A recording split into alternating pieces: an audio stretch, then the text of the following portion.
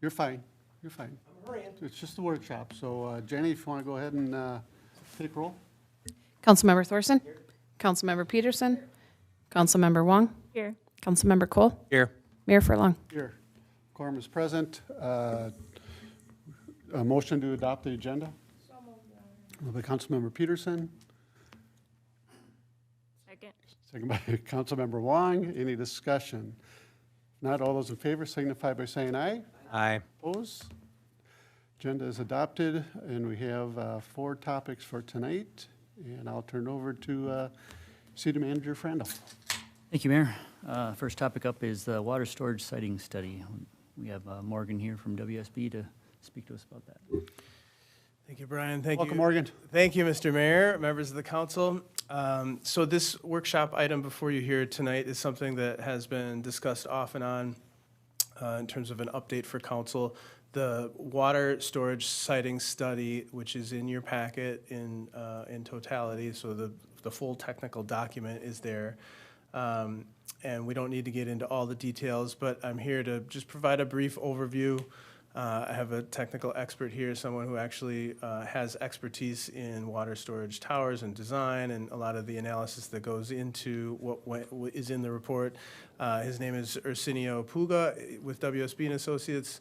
Arsenio actually did work on the plan. I think your signature is in there somewhere, right? Yep. Okay. So we've got him for answering technical questions if the council does have any. What went into the study? Basically, the need for that study was driven by a fact that has been knowledge within the city since at least the 2008. Comprehensive plan update. So that's 2 comprehensive plan updates prior to the one that we're working under right now, which is the 2040 comp plan. This would have been the 2030 comp plan, which was adopted by City Council in approximately 2008. And that was deficiency in terms of drinking water storage capacity within the city. And that deficiency is set by something that's called 10 state standards. So that's an adopted kind of standard by which cities develop their drinking water system and can determine what is the appropriate amount of storage that is needed within that city given a certain amount of demand or population, et cetera, et cetera. So we've had this shortfall in terms of how much storage we have, how many gallons of water can be stored within our water towers for the city of North St. Paul compared with the existing standards since at least 2008. So we've known that we need to add some storage. Now, the fact that we're short storage doesn't mean that we're running out of water. It's not kind of a dire situation that creates some sort of issue for the drinking water customers of North St. Paul or the city of Maplewood. We do serve portions of the city of Maplewood with drinking water. It just simply means that basically the wells that, or the pumps that run in the wells that supply the city, they're running a little bit more often than would be typically expected in terms of a standard setup for a city of the size of North St. Paul. So once, if this study is used as a point of reference moving forward, once a site is set, an option is selected from a capital improvement planning standpoint, a tower is planned and programmed within the future capital investment program for the city of North St. Paul. That will be a future improvement to the system. At this point, we've done enough work to evaluate different alternatives. There is a recommendation. There's also a site recommendation and an approach recommendation in terms of how we would potentially go about adding additional storage. So in really broad brush strokes, the recommendation is for a 750,000 gallon elevated storage tank. And the site location recommendation is in Tower Park. Okay, so there's an existing water tower in Tower Park, hence the name there. It's smaller.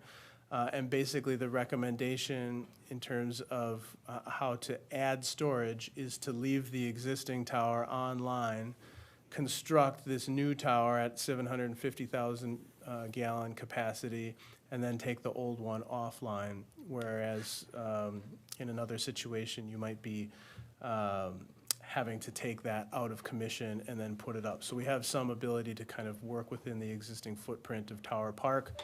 and hopefully not be very short on the storage while that construction would be happening. There's also an analyzation of the 50-year total cost of different types of water towers, a fluted column versus composite water tower.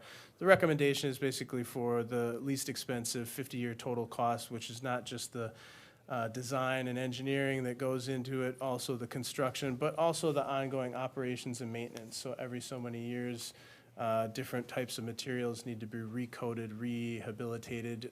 If you look at that kind of 50-year cost for a composite water tower, it's actually less expensive than a fluted column water tower. So again, the recommendation is for using that Site 2, which is the Tower Park site, and the composite type of construction for the tower, which results in a 50-year total cost of just over $4.7 million.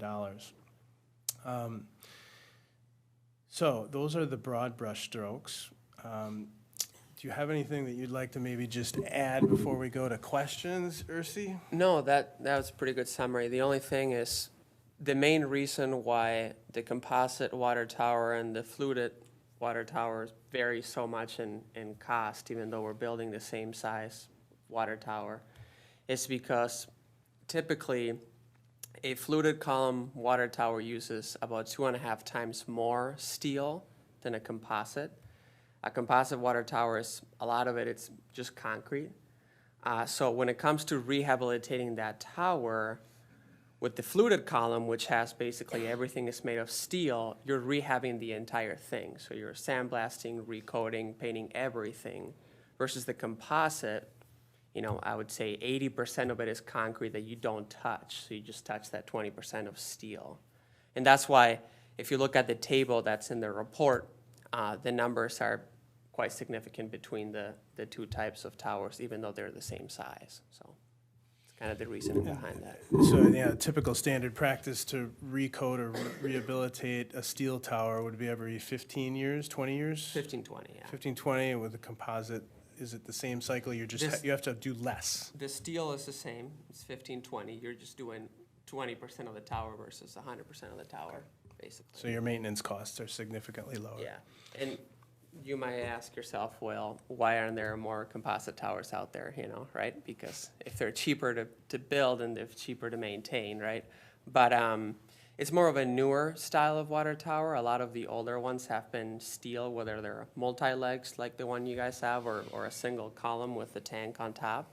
And because steel is so expensive to rehabilitate, you know, I'd say over the last 20 years, more and more of these composite ones have started to come into play. And that's why you guys don't have a composite one currently at the moment. So with that, your engineers will stand for any questions the council might have. Again, there's no action here.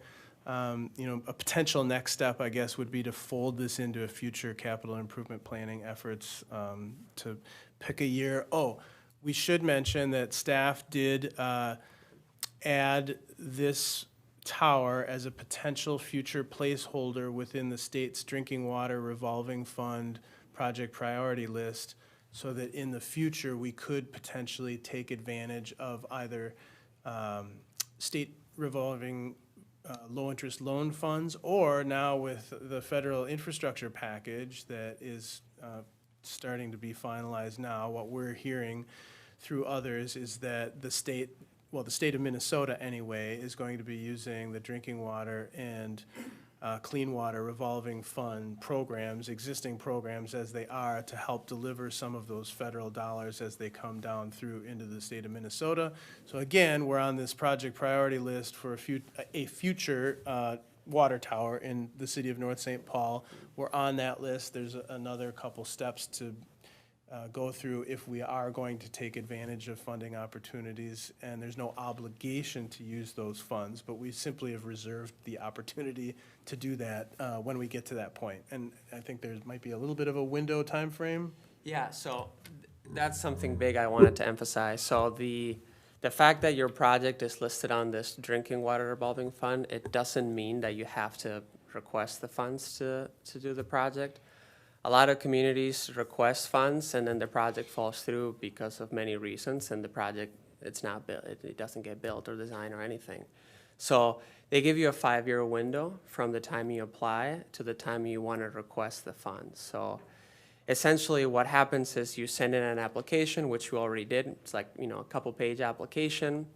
If you're approved because they see there is a need, they'll get you on the list. And then you have 5 years from that time that you get on the list to then send another application, which is another like 2-3 page application saying, hey, I want to request the funds to move on with my project. If you never send in that second application, after the 5 years, they just take you off of the list. And then if you want to get back in, you just have to reapply again. So we took the opportunity to do that because there's really no obligation to the city to move forward, but it's nice to be in that list should you want to do this next year or in 2 years or in 3 or whatever. So You're saying, Morgan, that it's a grant, is it matching funds, or is it low interest, or what are you thinking? So the basis of the program is low interest loans, which if you look at the loans that, you know, typical obligation loans that you can get now for interest rate, they're pretty close to each other. But should those obligation loans, you know, the interest rate for those start to rise, then the loans offered through the program are actually very attractive because they're around usually 1 to 1.5%, which is great. Now they do have some restrictions as to, for example, the type of materials that you can use to build whatever project you're doing. So like something that comes to mind, like steel has to be American steel, for example, and they have other restrictions, but that's just one of them. What was the other part of your question? Interest, low interest. Oh, low interest, yeah, so. As opposed to a straight grant. Yeah, so it's a loan, it's not a grant. Now, however, what Morgan was saying through the funding that's coming in from the government, like he said, that's going to be distributed through this drinking water revolving fund. So there's an opportunity that as that starts getting distributed, that may be a percentage of those funds could be an actual grant versus 100% of it be a loan, but we won't know until they finalize that. And that's coming out when, anytime now, isn't it, or is it? So I think it's going to be several months before the states are able to talk to cities about what's the appropriate, you know, channels, applications, how it's going to be distributed. You know, so I think we'll know more in the next 3 to 6 months from the state of Minnesota. And frankly, there's portions of it that aren't even approved in Washington, D.C. yet, right? So, I mean, it's going to take a while. Any other questions of your engineering staff? I have a few, but go ahead, Councilmember Wine. Go ahead. So would this handle I'm looking at the graph here, and so that would accommodate for the M&I homes and all that? Is that kind of where the majority of that water is going? So from a planning and capacity and demand standpoint, the sizing of the tower does take into account not only current population and current demand, but also future population and growth, which would include MI homes and things that have yet to occur as well. So Because we talked about a tower down there. Originally, right. Originally. Mm-hmm. But so the storage, at least in the recommended site here, serves the development in the downtown area or in other parts of the city as well, too. Good. Does that create more pressure for the pipes? No. No. It does not. There was a component of the study that did look at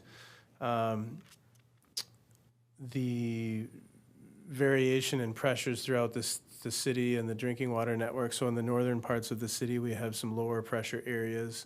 Other parts of the city, I want to say kind of west bordering with Maplewood, they're higher pressure, and the intent of some of the engineering effort as we were looking at that was to see if there was a cost-effective way to separate the city into 2 different pressure zones. I mean, that is something that some cities do try to take advantage of if there's significant relief or elevation change, like a city like Duluth, for example, right? You might have multiple pressure zones because you can't you can't have just one set of water towers or one set of elevations of the water, because the city is just at different levels, right? And North St. Paul is a much less extreme version of that.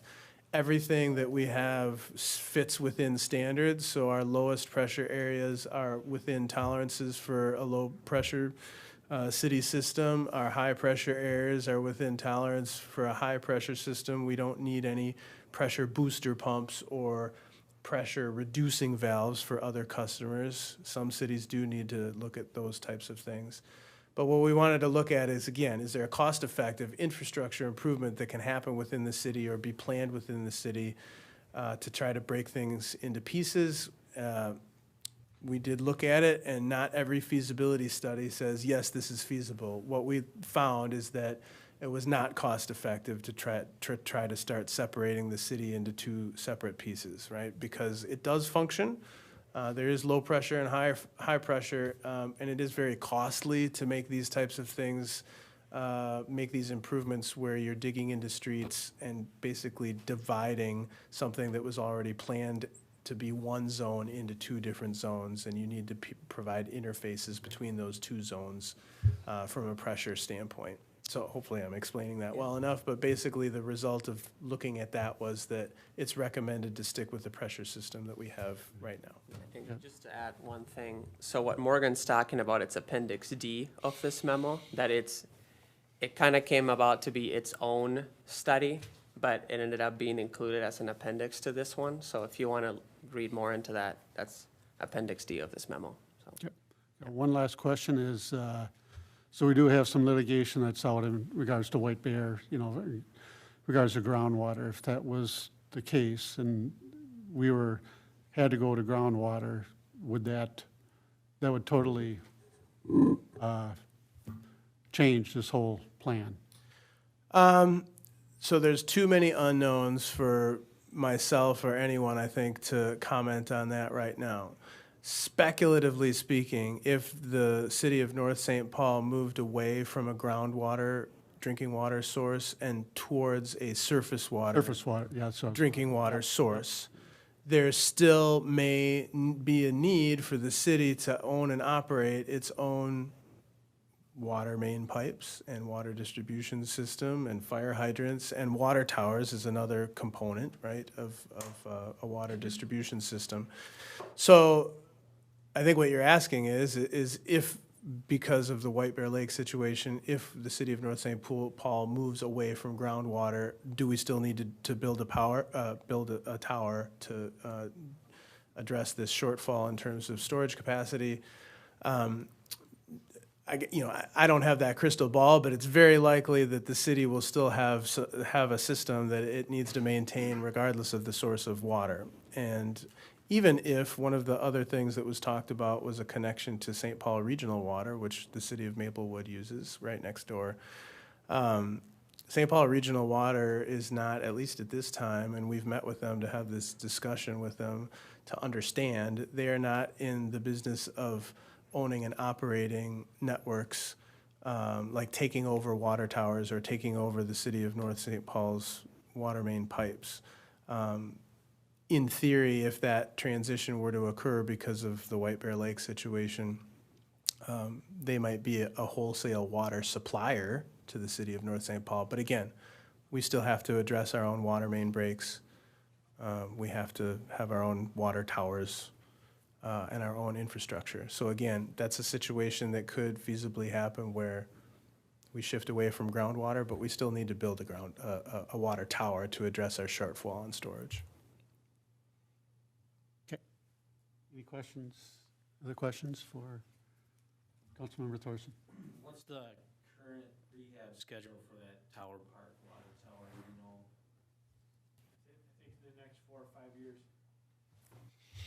4 to 5 years is when we're looking at having to do what you're talking about, sandblast the existing paint and do some other internal work. Maybe a lot, it may be 3 or 4 years, I'd have to double check, but It's coming up. It's coming up, yeah.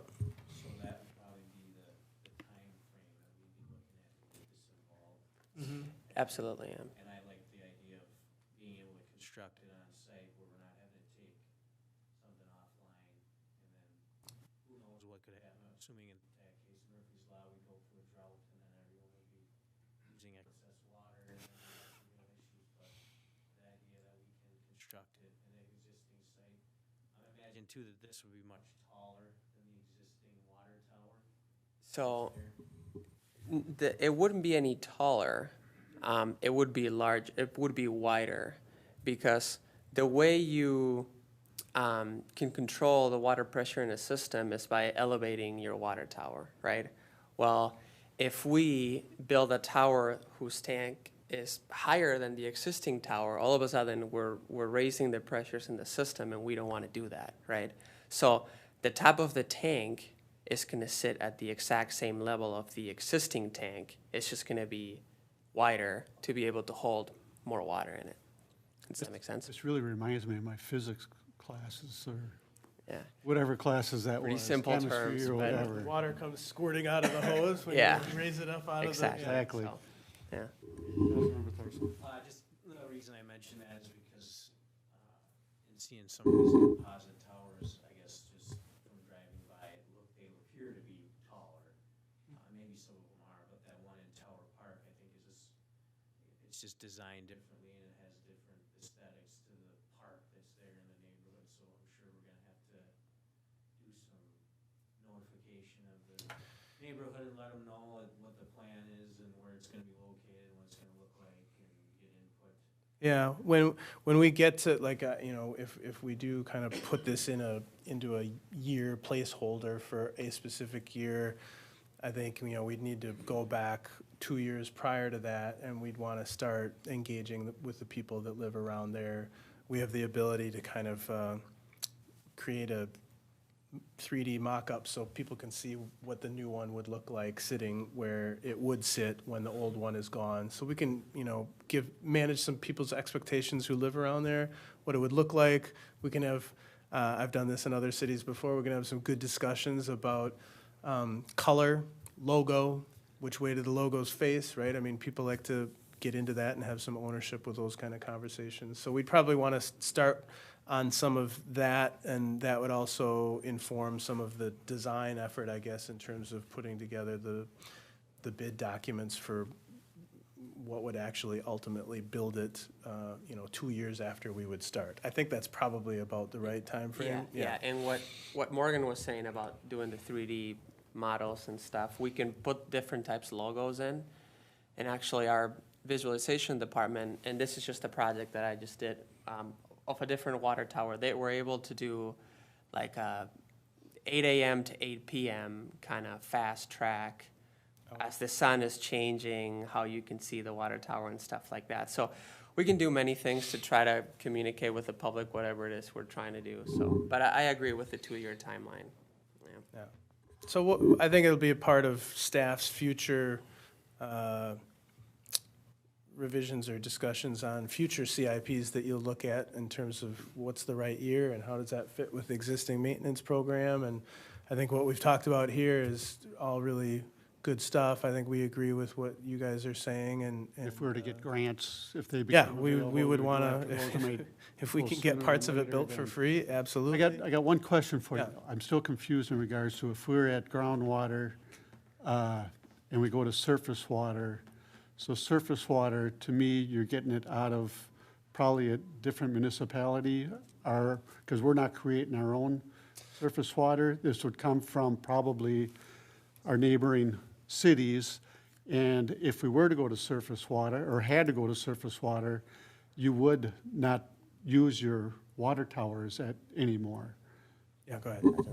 Yeah, so you're correct. So not on the water tower part. So let me expand a little bit more. So if you go into surface water, typically it's because you have a river that's running right next to you. So Minneapolis, St. Paul have the Mississippi, right?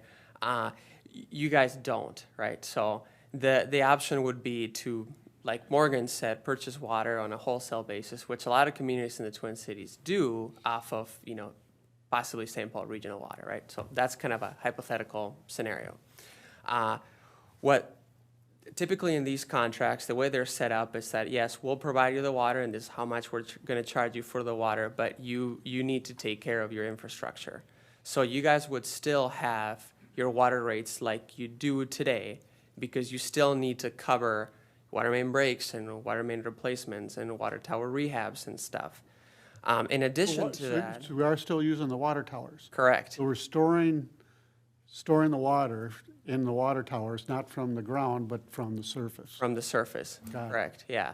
And the reason for that is because as hypothetically, say, St. Paul Regional Water sells you water, they're gonna wanna make sure that you're not taking any of their storage capacity. They wanna make sure that you have enough storage capacity of your own, right? Because they have their own water towers to serve their own portion of the system, right? So that's why, even if you transition, there would still be a need for that slightly larger water tower, right? If that makes sense.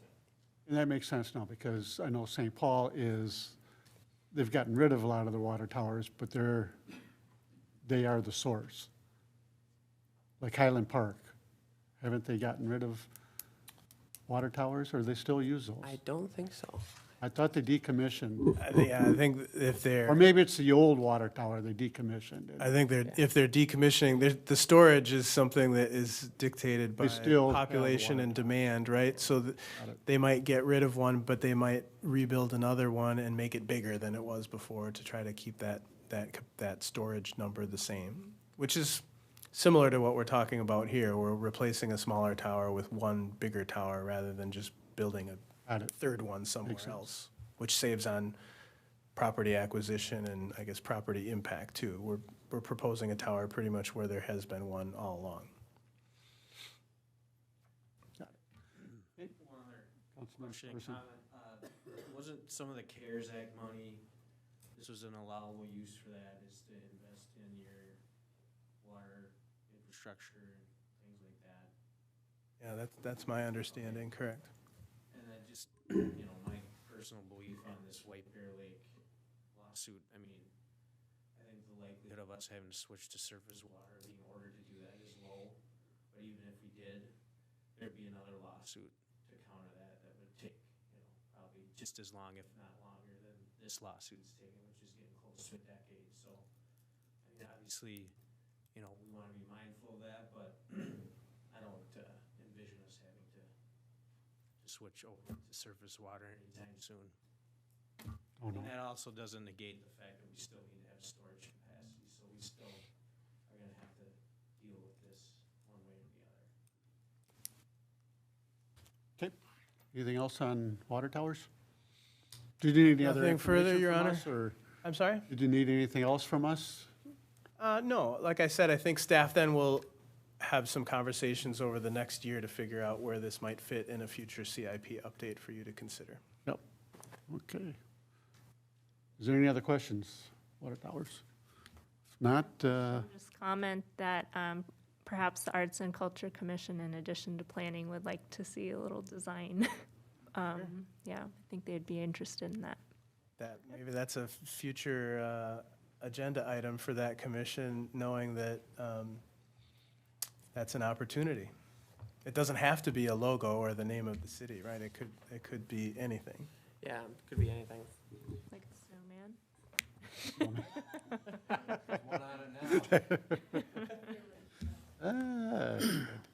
Thank you. I appreciate it. Thank you. Thank you. Thank you. Thank you. Thanks. I got one more. City Manager Frandl. Thank you, Mayor. Next topic is the tax forfeiture parcel located up at Five Corners on 7th Avenue and 3rd. Morgan will be speaking to that. Welcome, Morgan. Thank you, Brian. Thank you, Mr. Mayor, members of the council. So this was an item that just came up really quickly right before the packet was due. Ramsey County staff had contacted me. There's a depiction in your packet of a small, not buildable per our zoning code. I did check with the planners. Piece of property on the south side of the intersection of 7th Avenue and South Avenue and the 3rd Street cul-de-sac south of South Avenue. It's tax forfeit. The county notified itself because the county owns the property next door, so the next door property owners were notified that this is a tax forfeit parcel. There's gonna be an opportunity to bid on it on December 8th, which is, I think, tomorrow. The minimum bid, I believe, is $1,000. And the county said, we know that there's the potential for some intersection improvements, potential roundabout is in your comprehensive planning documents. Are you interested? We think you might be interested. We think it might be a good thing to move forward with. And there might be the need for some future agreements to figure out who owns what, and they were willing to figure that out later between the city and the county. They just wanted to know if we were interested, so I said, yes, I think we're interested. I'll discuss it with the Planning Commission, which I did last week Thursday, discuss it with the City Council here today. If the City Council is in general agreement that we should see if we can get it, if it's available, I'll communicate with Ramsey County, and if you know, the title can be acquired, then that's great. If it's not acquired, then at least we tried. So I think the opportunity in front of us is to work with Ramsey County to acquire that property through the tax forfeiture process. I don't have any, I said in the memo that they're looking into the procedures, and I haven't gotten any good information from them about what exactly happens, but so what I know is what is in the memo right now. As I said, the minimum bid is $1,000. Tax assessed value on the property is $2,000. Even if it was slightly more than that, it would still be a very reasonable acquisition cost for some additional land that, even if a piece of the roundabout, for example, or road doesn't lie right on that property, it also provides some flexibility to potentially move some utilities into that area. You know, we have, Excel Gas has put those above ground regulating valve things that there have been some concerns or complaints about the noise that they make. Maybe as a separate item or in conjunction with roundabout construction, some of those things can be relocated or screened or housed if there's more room or more flexibility to be able to do things and get them out of the way of the street and street improvements. There's just a lot of opportunity for things that could happen if you have a little bit more, you know, a little bit more than 1/10 of an acre of property to work with in that area. So that's why it seems a worthy thing to try to pursue. So this came to us before, a couple of years ago, I believe. Oh, I didn't know that. Yep, and at that time, the roundabout, I don't think we were talking about that as much, and like you say, a lot of the utilities up there, especially that big gas main, you know, if we do need to move it, or like you say, some utilities, you know, maybe we do need a little bit of property. To me, it kind of makes sense, because I think making that roundabout possibility, we might need it. And if we don't need it at that time, maybe we could, you know, at that time we'd go back or go back to or we just hang on to it. Yeah, or, It's, you know, that piece of property it's a kind of a dead piece right there. So that's kind of my thinking, is that if we are going to do the roundabout, that potentially that could be a possibility of use for that. Any other council members? Councilmember Thorson? So I guess anytime we're gonna acquire property, you know, it's supposed to get reviewed by the planning commission. Sounds like that's been done. And what was their input? They were in support of it. Okay. And, you know, a question I always ask is, well, what's the public purpose? What does this serve? And it sounds like it's for utility easement or utility right away, or, I would say utility and transportation right Okay. away, yep. and, you know, so what you're looking from us is a yes or no, and then what a maximum bid price would be that we're willing to go forward. And I think so, because I didn't really get any clarity from the county. Yeah, that would be tough for you guys. I mean, you don't have any appraisals or anything. To me, I think that even $5,000 would seem to be extremely reasonable. Just my own personal experience with acquiring easements, not even just fee title property, but easements for improvement projects. So I would say if you're not comfortable giving me a number, that's okay. If you would rather do that, I think that's perfectly acceptable, and I'll take that direction, certainly. So, but I can't all I can tell you is that, again, the minimum bid is 1,000. The tax assessor value, according to Ramsey County, is 2,000 approximately. And possibly some number, greater than that would still be of a value too. Now, we haven't talked about a source of funds for this, so that's another kind of quagmire.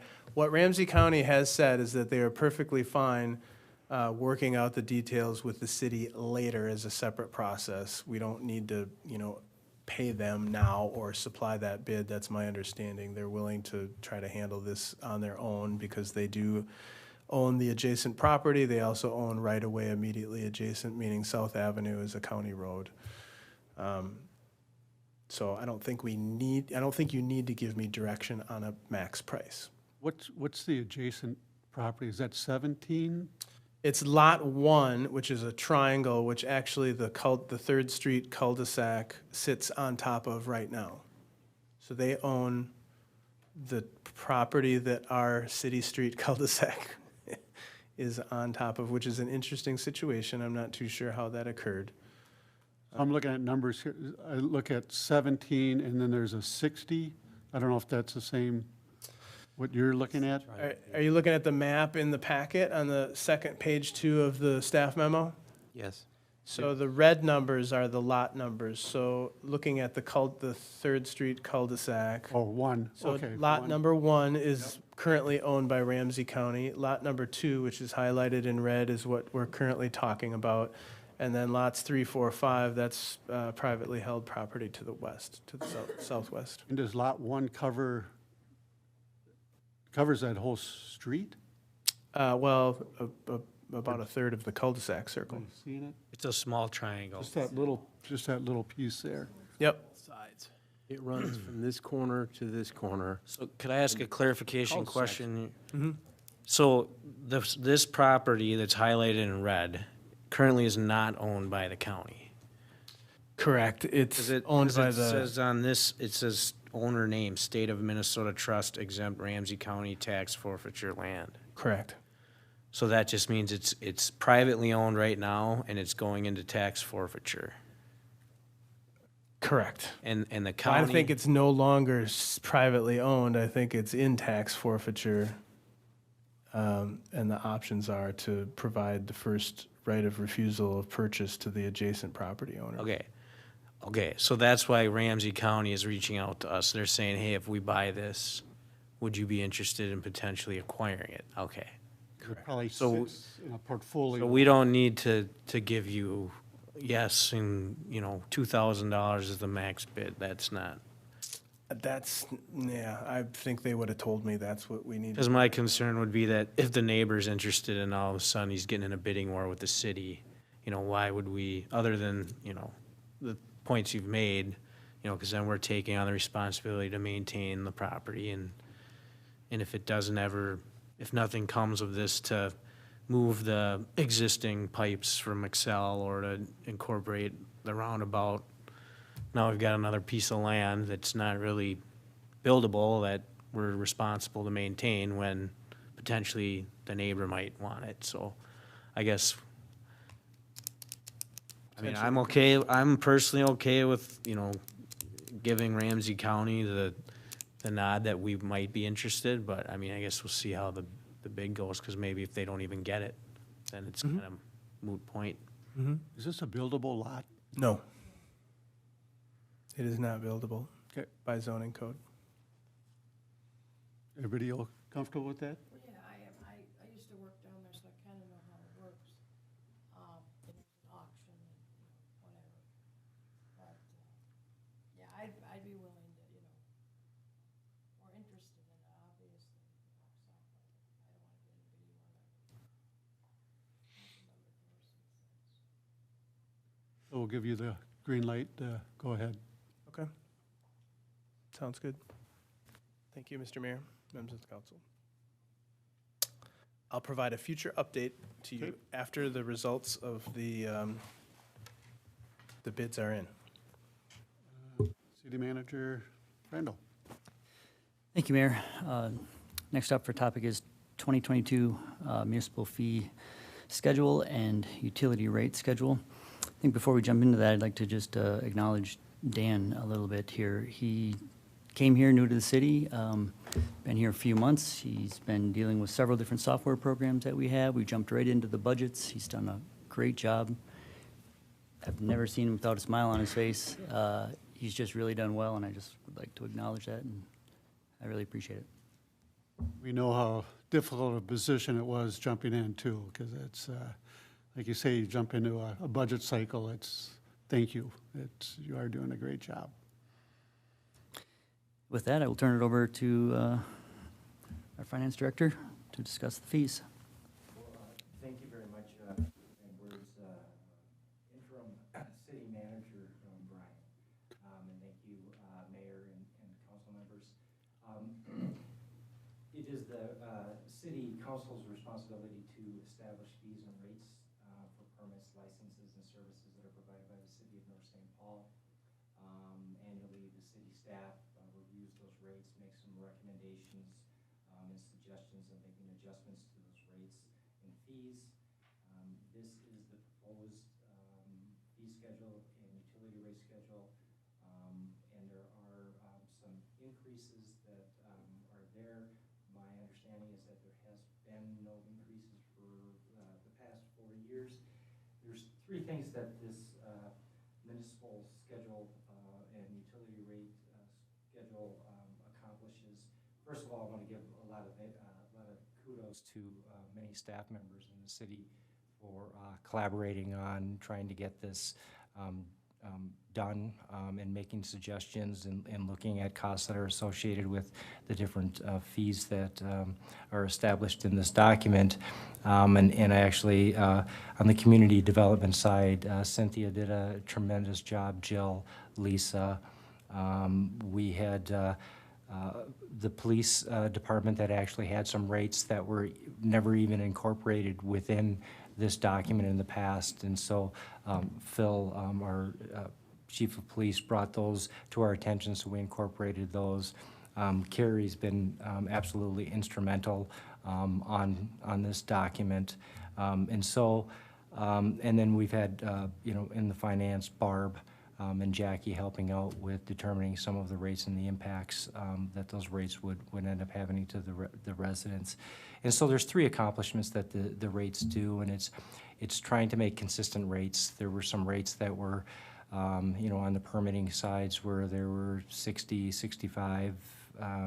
They tried to make them consistent as much as possible. Include all the charges. I gave the reference to what the police department had brought to our attention, that there were some rates and fees that they were charging that were never incorporated into this document.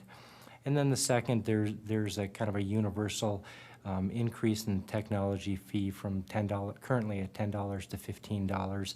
When we stop and we kind of think about that, that technology fee doesn't generate a great deal of money. It's in the budget in 2022 at $14,500. If you were to raise that by that $5, it would generate an approximately, $7,000 additional income. But what it really does is it starts to look at and emphasize that the technology fee that's being charged is really kind of more on a principle standpoint, that technology is really the way that we communicate with the residents of the city, that we really should be investing in technology is a way to minimize the increases in staff and efficiencies that we can attain. I do have a quick little story that on December 1st, I think everybody's aware that the parks become available to be rented for the upcoming year. Before the software program that is in existence today, it would have required additional staff to come in, be there 8 o'clock in the morning, ready to go, and we'd end up having a line of people. With this software, comes at midnight on December 1st, people are able to start booking online. And I think this was probably one of the records that there was over $16,000 that was generated in that first day by you know, booking of the fees. Part of that is due to, you know, the change again of putting a deposit down on some of the park rentals. But it virtually did not require any input from any staff. There were a couple of, you know, we had one resident who booked it twice. So we'll end up having to produce a refund for that individual for that second reservation. But the point is that technology can make the city more efficient and not require as much staff time being involved. And so I really think that the technology fee proposal to be increased from 10 to 15, again, won't have a significant impact on those who are utilizing those services, but it really does say to the city that, hey, we do need to put more money into our technology, and this is just a small piece in which we can try to generate some more revenue to do that. And then the third impact that we're seeing here is that of the enterprise funds, all of the rates are staying the same except for the electric rate. And Brian wears two hats now. He's as the interim city manager and also is still involved overseeing the electric department. And he got information from the utility that there was going to be a 2.5% increase in the consumption component of electricity. I think everybody's aware. I think NSP has got like a 14% proposal increase. They'll probably end up getting through, as they go through the PUC, they'll probably end up getting probably an interim rate increase of somewhere around that 8 to 9% component. So utilities are going up. You know, we see that on a continuous basis. So on the consumption part in the rates, we've got the rates increased 2.5%. What does that mean as an impact to an average residential home? That means about a $20 per year increase on that 2.5% increase. Again, thanks to fantastic staff to be able to run those estimates out. Barb in the finance and the utility provided that estimate for that. So we can definitely, I can share the screen and we can kind of go through the document itself. It's got redlined the changes that are being proposed. And let me see.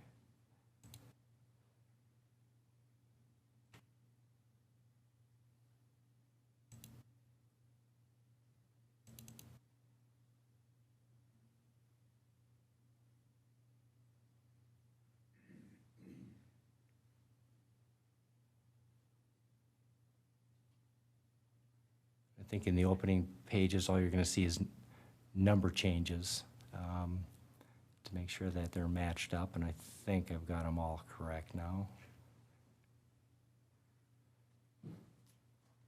So again, on the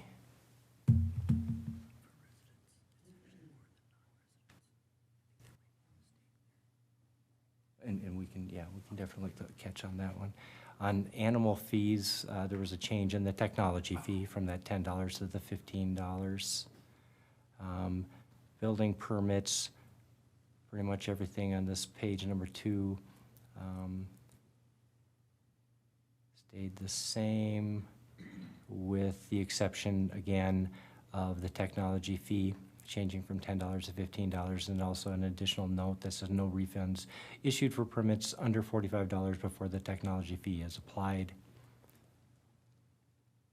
And some of these are consistent with some of the practices that are being done today in the community development section. So that's why it was really good to have this collaborative effort and everybody viewing and looking at all of the rates to make sure that we're being consistent with how we're serving the residents of the city. Again, the technology fees is the only change on page 4 of the document, page 66 of the printout. And then in permit fees, to be consistent, sheds, driveway fences, retaining walls are all being changed to be $65. 3 of those were at 60 prior to that. The addition of the words new for toilets and then new for sinks for clarification, on the plumbing permit section. Mechanical permit, there's a new item that's being added called a magic pack. My understanding, that's kind of like a combination of air conditioner and furnace. Don't know mechanically enough about that, but that was brought, that should be the same as the furnace. So if they're being installed at the same time? Yeah, kind of combined. Rather than one for each one? Yeah. And then it's bringing those rates being consistent to $65. And then if there's something that's being missed that's not clarified underneath the mechanical permit, then it would be other. And again, it would be that $65. As we move to the other, next page where it has commercial fees, there's plumbing minimum, mechanical minimum, and really the valuation-based fees that are below are really how the costs are actually determined. With that, and there's already a minimum that's there as $80.55, so the $95 being removed and referring back to the valuation-based fee calculation that's on the bottom of page 6 of the document. Again, on the next page, the demolition permit fees, and it's based on valuation, removal of the minimum fee of $100.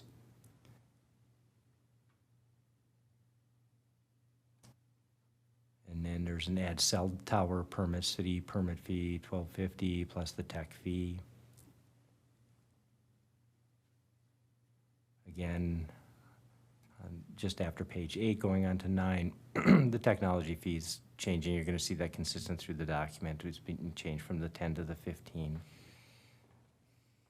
Business license, the amusement park showcases and circuses, first days, been changed to 500. Each additional day is 100. Again, there's a note on the bottom that technology fee is added to all licenses. So if I was to have a circus, it'd cost $500? Mm-hmm. Okay. Can you speak to it's like maybe 4 times the cost than it was before? I actually cannot speak to why the change onto it. It can definitely have staff review that and make a comment back to it. Did we lose my connection here?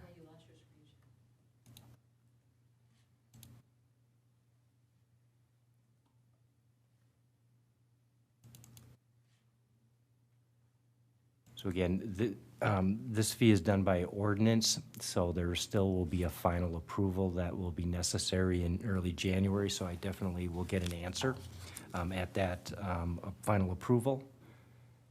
What was the question, Councilmember Wong? It increases basically fourfold. About fourfold, so. So we'll find out why there was that significant change from 125 to 150. Or 500, I'm sorry, yes. And the same with each additional day is the same thing from 25 to 100. So we will have an answer for you on that. And then we have on the massage enterprise, per employee, new is 2,000, renewals 150. I'm just curious, do we have a lot of peddlers that come in for licenses? Just a few. During the pandemic, we didn't issue any peddler permits. There was just a couple that got issued this summer.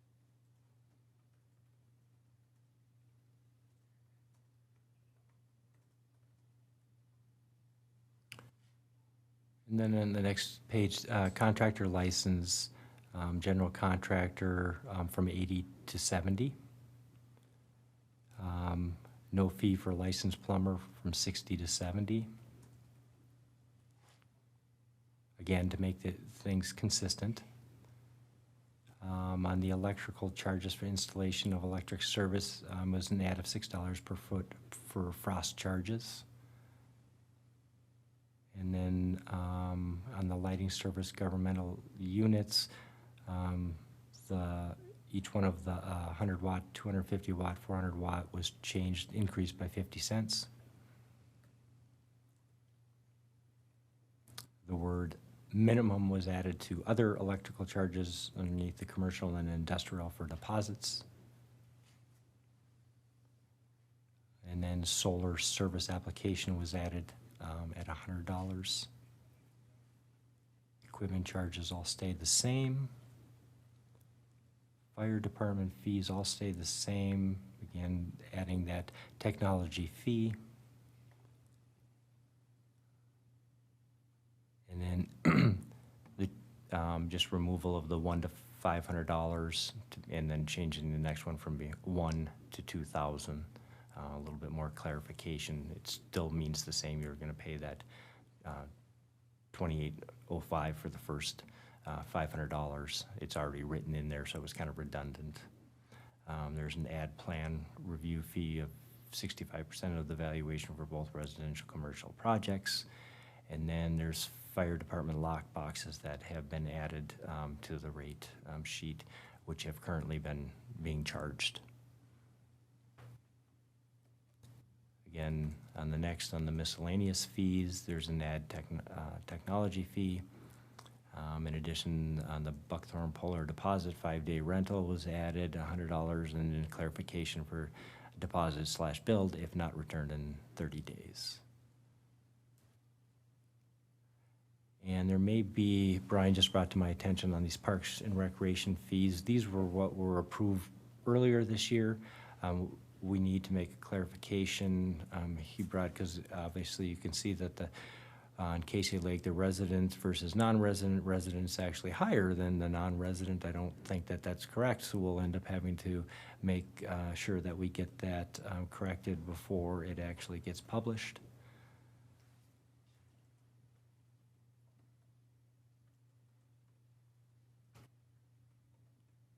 I'm just making a note of that.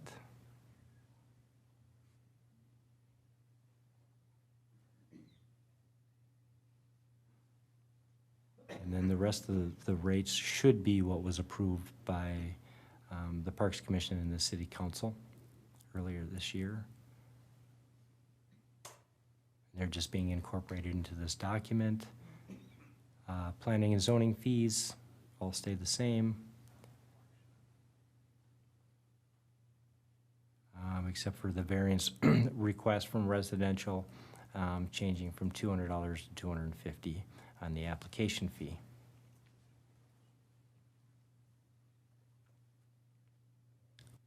And then you can see in the police department fees, this is lining up with what they're already charging residents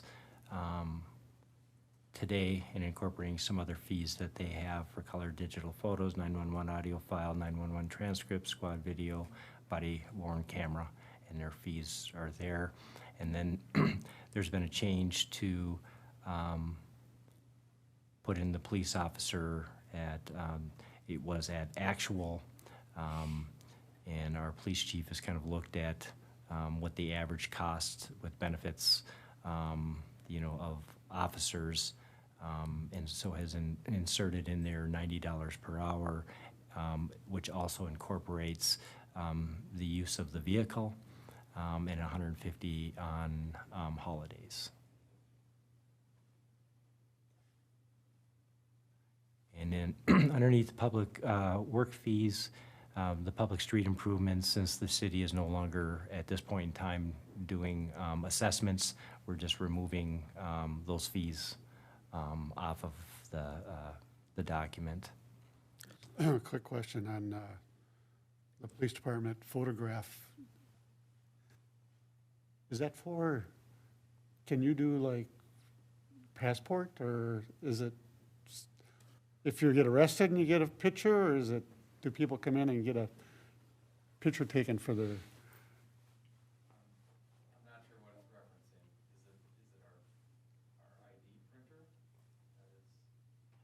It just says photographs, and it's $40.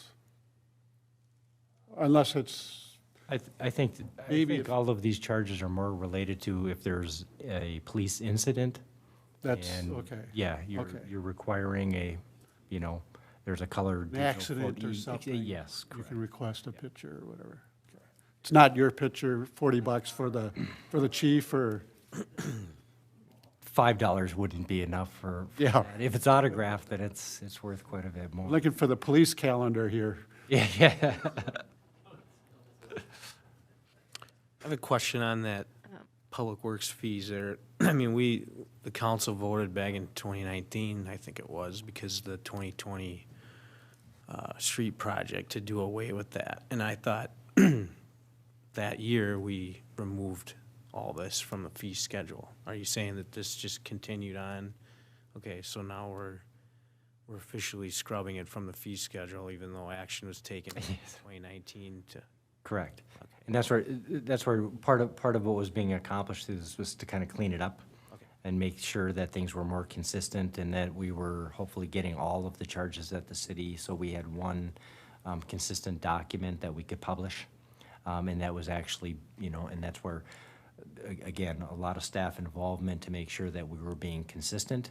And that's what the practices were, and especially when we're utilizing software programs now that actually are doing a lot of this stuff for us instead of our manual calculations, that we make sure that this is consistent with what has been put into the software programs themselves.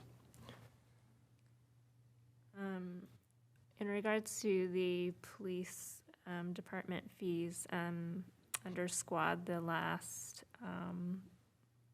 item, there's just a small typo. It's really, the release is spelled wrong.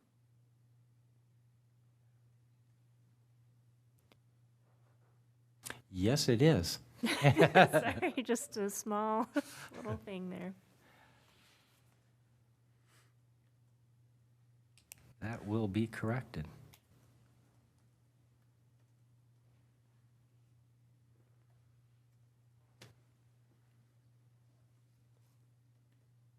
And then on the right-of-way permits that were added for residential trenching for the various components on there. And then you see like the as-built fee of $250, that's been being charged to date. It just has not been on the fee schedule itself, so we're just making sure that this document is as comprehensive as possible. And then there's some more additions of radio readers for water service, replace damaged radio receivers, putting in the different size meters in the charges that are associated with those.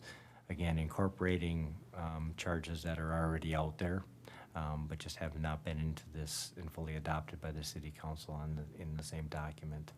And then there's an after public works services fee of $240 if there ends up having to be call-in staff after business hours. And then we come to the electric rates, and you'll see that those consumption rates have been increased 2.5%.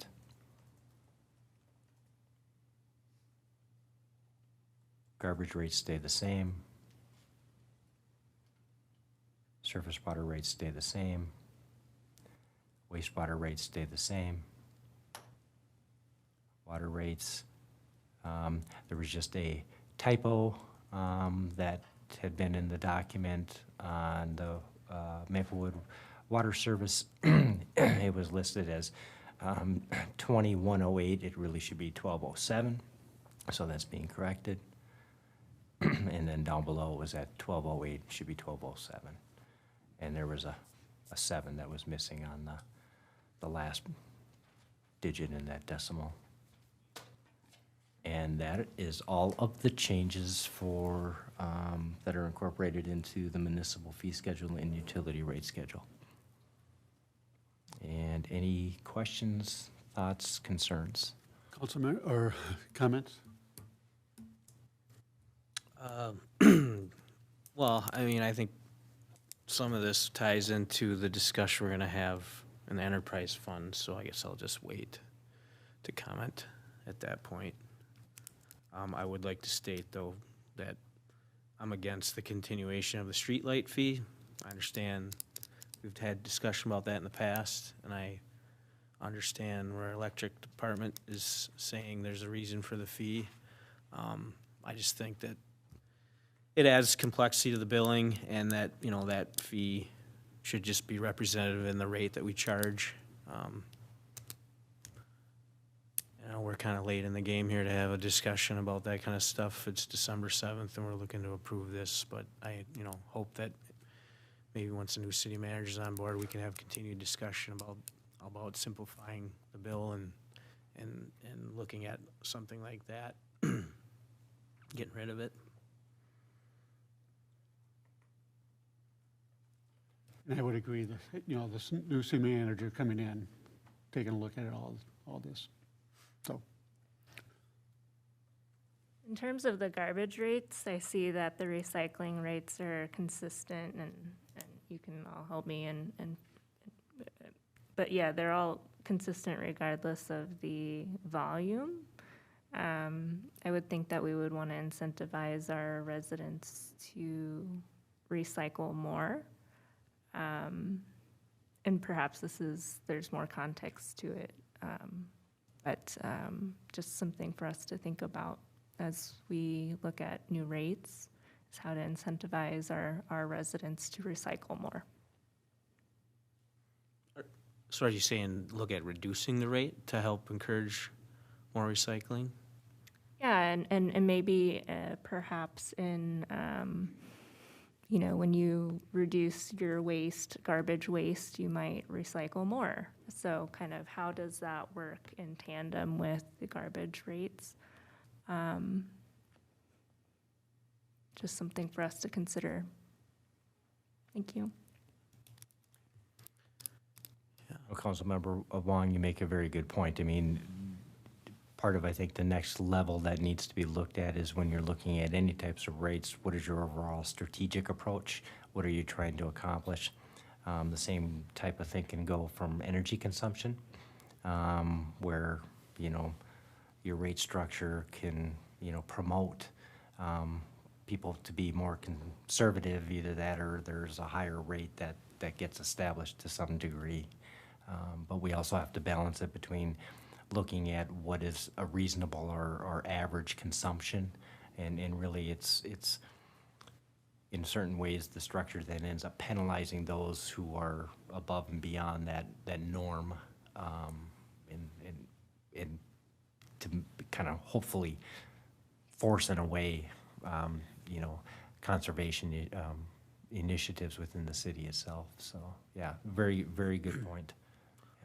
Just a little comment on that, Thorson. just to provide a little more context. I think, you know, real quick, the part of the decision, I mean, when we switched haulers, the rates significantly fell for everything, but the recycling, on the face of it, looked like it doubled, but we went from recycling being collected every 2 weeks to being collected every week. I think that was part of that thought process of, well, if we can encourage people to recycle more, if it's being picked up every week, and you know, establishing that rate, we certainly could say, well, it's only $1, or we could even say it's free to recycle. But then, you know, where do you move that cost? You move it to the trash, and then the trash rates are subject to the solid waste tax and the county environmental charge tax. So I think that was part of the reason why we set it at that level, but it was also supposed to be reviewed on an annual basis because the unknown factor was the tipping fee, and that's just strictly based off of how much trash and tonnage is being produced citywide. So ideally, someday, these trucks will have some sort of capability. I know some of them do, and I think there's some in Denver, at least they tried it for a while. They can weigh the trash as they're picking it up and then you get billed as a consumption, just like water and electricity. But in the meantime, this isn't a perfect system. We've established these rates, and just constantly reviewing those and our fund balance and things like that, I think will help kind of get us closer to that. But I think I agree with you that there's certainly ways to incentivize less wasteful trash by having those rates higher versus recycling or reusing products.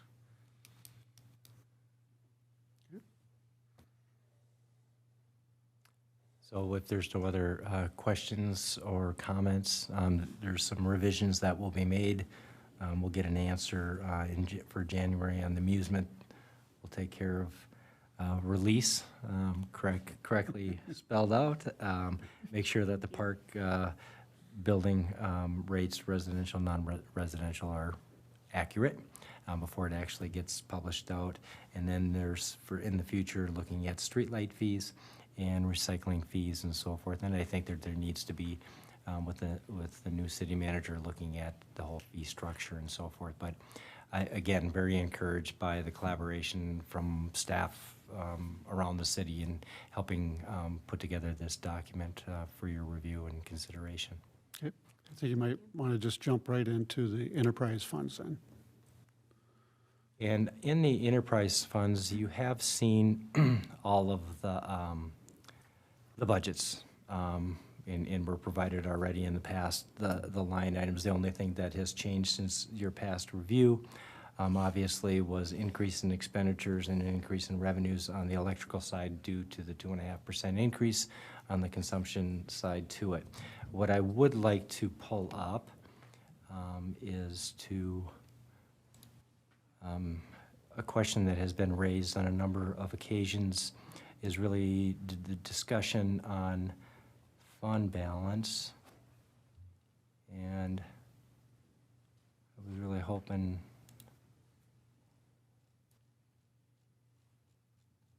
I can find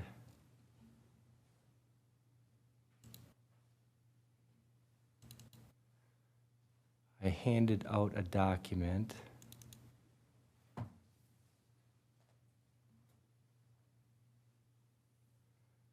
Handed out a document today that takes kind of a higher level look at the fund balances for the enterprise funds.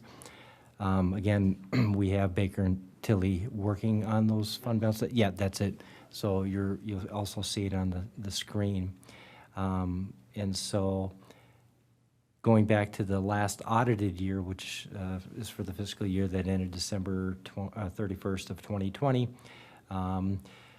the fund balance is really looking at, there's an overall net position, and then there's a net investment in capital assets, and really you need to take that net investment in the capital assets out.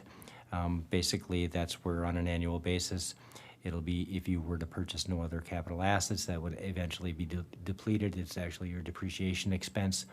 And so over time, what that ends up doing is it's gonna, once the net investment in capital assets is gone, it ends up reverting back to what your net position is.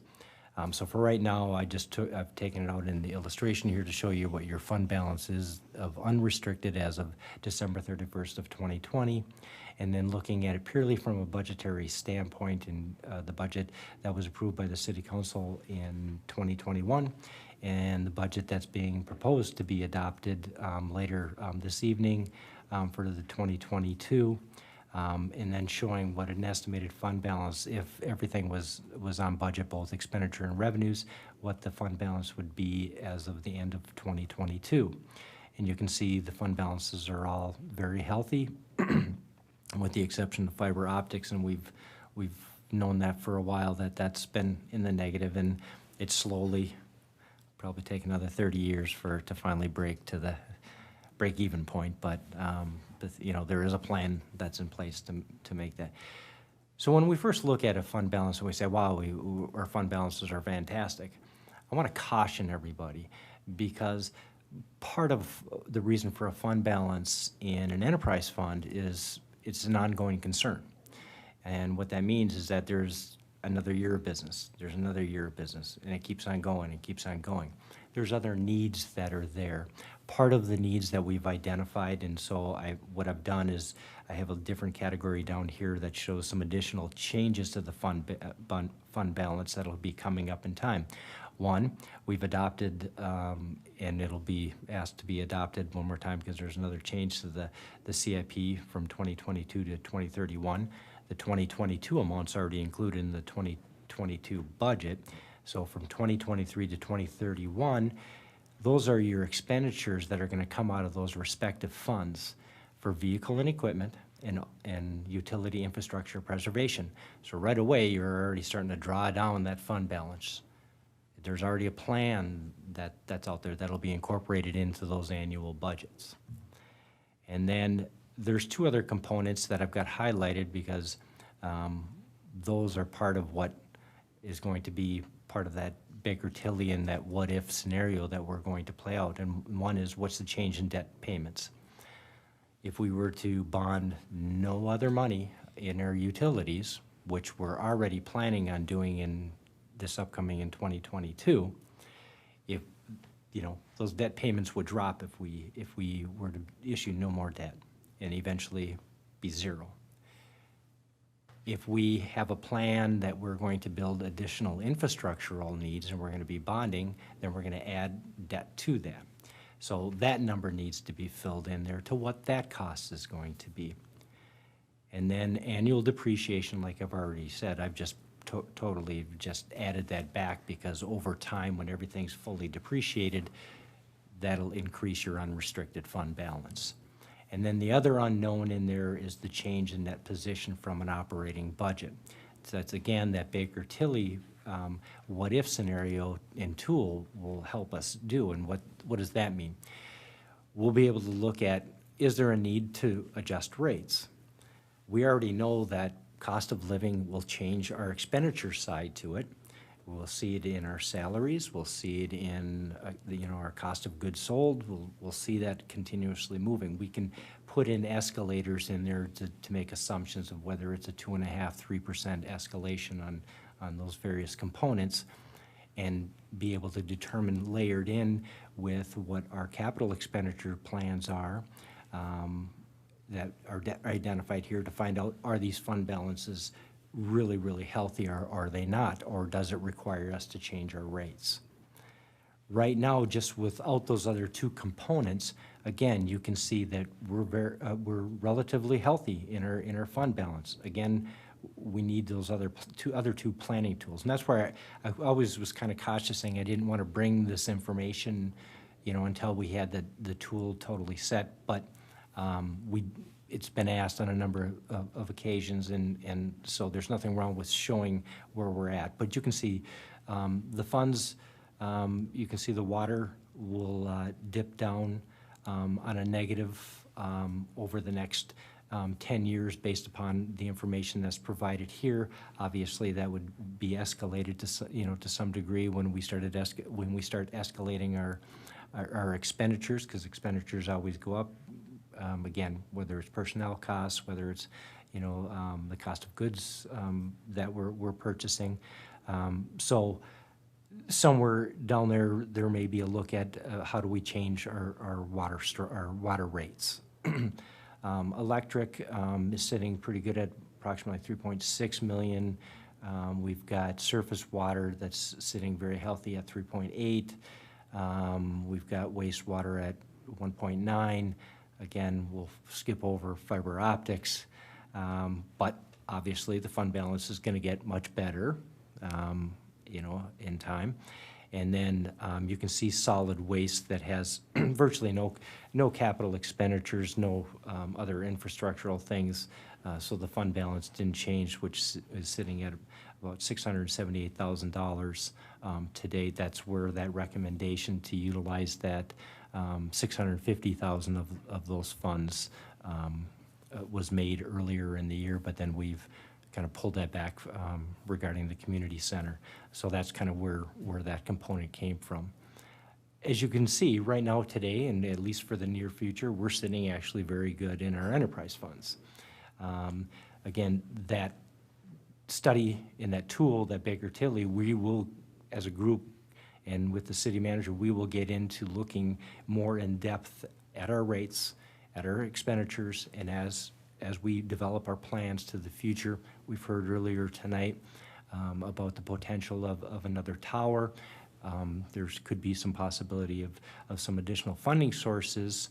I believe we do have the tower in our capital plan. If it's not, might be a different one. I think it was out there for, Yeah, I think that was a placeholder. I don't think it's been updated for the more recently estimated numbers that are in the study, but I think you're right. Yeah. at least we had a placeholder, at least for the capital costs component, using 3.7 million for 2022 as a placeholder. So that's part of what's driving that water to be showing as a negative at this point in time, because that's a huge expenditure. Now, you know, we can look at how we want to do it. That would be if we were to actually expend it all out of the fund. Obviously, we could defer that and push it out a little bit longer if we were to bond for the water tower, and or if we were to get some grants, or if the loan was at a better interest rate than we can do for bonding, which again we'll find out as time moves on. So all in all, our enterprises are actually doing very good right now, and next year we will do a greater in-depth look. And now I'll open it up for any questions, comments. So Dan, when they look at yearly bonding in regards, is this one of the areas that they look at in regards to our rating? Absolutely. It contributes in two different ways. One, we don't want to have funds with negative balances. So they always ask us a question about the fiber optics, and we always have to kind of give them an explanation of, even though it's out there quite a ways, but we have to give them kind of an explanation of what we have a plan in place, and it'll eventually be positive by such and such a date. The other component that it heavily contributes is because obviously there's cash on hand. And so the city has a pretty good cash availability, you know, that's on hand, which actually looks very good for the city when we go for our bonding. Again, remember the bond rating that we got, we were at a AA, is, you know, hard to move that up. There's only two components that are, one component that's really underneath our control, and that's because of the size of the city, that if we were not to bond as much in debt, however, we've got to balance that between the infrastructural needs that are in the city, so we're kind of stuck into that. And then the other part of it is just because of the median income of the city and the residents that are here, that plays against us in our rating. Any other questions for Dan? Councilmember Thorson. Yeah, I know we're got about 2 minutes here, I suppose. So I'm grateful that we at least got to begin to have this discussion. I wish we'd have more time. A couple of quick points I'd just like to make here on the reasoning why I'm bringing up this fund balance discussion, why I think that's important. I think that kind of guides us on decisions that we make into the future, right?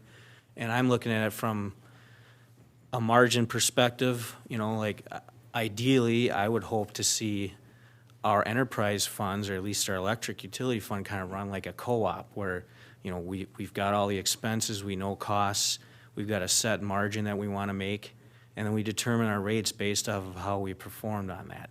I mean, that would ultimately lead to consistency. Now, some people may not agree with this assessment, but I think it's certainly fair to say that our electric enterprise fund has been used as just a money jar to pay for things like the fiber optic fund and the community center, and things that retroactively looking back, we can say, well, that probably wasn't the best decision to make now financially. And, and it provides very little to no public benefit now versus when it was envisioned back in the day. But I mean, rough estimate, our electric fund balance would probably be, fair to say, at least double what it is now if we didn't go down into those endeavors, financing the public or the former community center, and not only the initial construction but the continued operation. And then this fiber optic fund that, you know, they're launching satellites into space to provide high-speed internet now, you know. So, I mean, that's where I think, you know, like tonight, we were told initially that fees were gonna stay flat. When I looked at this and saw there was a 2.5% increase in the electric rates, I kind of assumed, well, rates are going up, there's inflation, it's probably tied to our wholesale prices are going up. Is that a fair assessment to say we're trying to match the wholesale price? Okay. So that's used as a reason to raise the rates. But if we've overbilled our customers for decades, like we have in the solid waste fund, I think it's a fair assessment to say there's no need to have $685,000 in a fund that's essentially a pass-through. We don't have any expenses laid out there because other than some staff time to do with billing and customer service, which again is our decision to do, this is a pass-through operation 100%, but because of all these years of adding other fees on that we have the ability to do to finance things that are not related to residential trash, we've built up a balance that, you know, what do we do with it? A couple months ago, we were proposing transferring 600,000 of it to help pay for some repairs in the community center. So it just, I think, you know, it would be nice to spend a little more time, and hopefully when we have the new city manager on board, maybe this is a workshop that we can have early on ahead of the next year's budget, where we can kind of try as a council to see, well, do we want to just keep doing the way things we've done in the past, or do we want to try to have a path or a clear direction of why is it we're doing these things? And we can always we can compare Excel Energy. I know a lot of people naturally do, but it's hard to compare Excel Energy to our utility, right? I don't necessarily think that's a good thing to just do. Well, Excel's raising rates, so we should too. If we're gonna raise rates, we should be doing it for a specific reason. And like you point out, you know, our fund balances tie into our bond ratings, and it's important to make sure that they're healthy. Now, it's great that they seem to be healthy, but I don't know if we have that true assessment yet, and that's something that needs to be looked at on a regular basis as well. But to help us as a city into the future make these decisions, I think establishing a you know, a fund balance goal, doesn't have to be an exact dollar amount, but, you know, we have it in the general fund. Is it 35%? Yeah, and for many years we were under that. Now we're at that. That certainly helps. And we got, you know, 1 minute here. So, I mean, I think the theme here is it's a work in progress. I appreciate the work you've done and staff has done to put this together, and looking forward to future discussion. And I think that's right. I mean, we got to get Baker Tilly's going to do the study. You know, we've talked about that this year. You're a new finance director. We have a new city manager coming in. So I think, you know, 2022 is going to be a lot of workshops and getting to know our new systems that we're implementing also. No, absolutely, and I look forward to those conversations. I think they're going to be fantastic conversations to have. I kind of want to leave you with one final little thought that's in there. You know, our budgets, and historically, they've actually come down, at least the last 2 years. They've been out there as such, with the exception, because there's a small transfer from HRA and the EDA, which are all included in the budgets that you're going to be approving later. There's $820,000 that gets transferred. The majority of it, I'll say $790,000 of it, is being transferred from your enterprise funds into your general fund. So we're going to have some very interesting conversations. That's $790,000. Your other avenue in which to get that, and we'll see that when we do the truth and taxation presentation, is to levy it. And that $790,000 is going to end up being approximately a 15% increase in your levy. So those are some considerations that we're going to have to take, and to take that balancing act into why some of those components, and we're looking at the rates that we establish and so forth. But I absolutely am open to any discussion, and Councilmember Thorson, you bring up some very, very, very good points. And so I'm actually looking forward to next year and having these discussions and having that tool to be able to play those what-if scenarios and get you the right information with the new city manager so we can make some very good decisions moving forward. Turn over to interim manager Frandl. Any other? And that's it for That's all we got? All right, so motion to adjourn the workshop. So moved. Moved by Councilmember Thorson, Second. second by Councilmember Wong. Any discussion? Not. All those in favor signify by saying aye. Aye. Opposed? We are adjourned, and we'll take about a 5-minute break.